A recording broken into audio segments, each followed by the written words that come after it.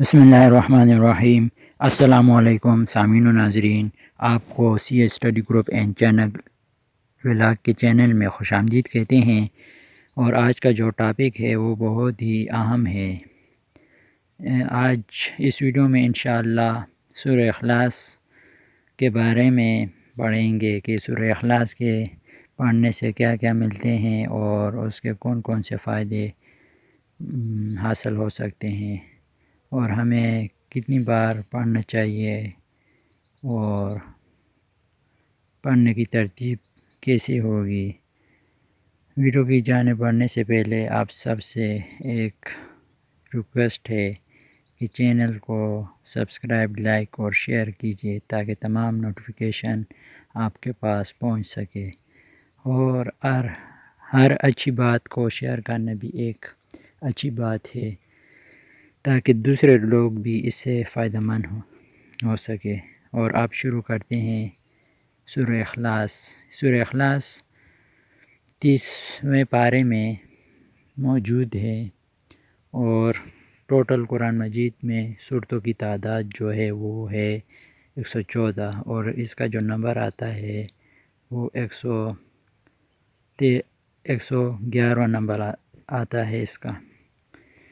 اب شروع کرتے ہیں کہ سورہ اخلاص کے 200 مرتبہ روزانہ پڑھنے کے فائدے آپ خود بھی پڑھیں اور دوسروں کو بھی پڑھنے کی ترغیب دیں۔ نمبر پہلا فائدہ، 300 دروازے روزی کے کھل جاتے ہیں۔ نمبر دوسرا، 300 دروازے پریشانی کے بند ہوتے ہیں۔ نمبر 300 دروازے اللہ کی ناراضگی کے بند ہوتے ہیں۔ نمبر 66 مرتبہ قرآن شریف پڑھنے کا اجر ملتا ہے۔ نمبر 2000 رکعت نفل نماز پڑھنے کا اجر ملتا ہے۔ نمبر 50 سال کے گناہ صغیرہ معاف ہوتے ہیں، گناہ کبیرہ کے لیے توبہ شرط ہے۔ نمبر 7، جنت میں 20 محل ملیں گے، ہر محل میں 30,000 کمرے اور 70,000 دروازے ہوں گے، ہر کمرے میں ایک تخت ہوگا۔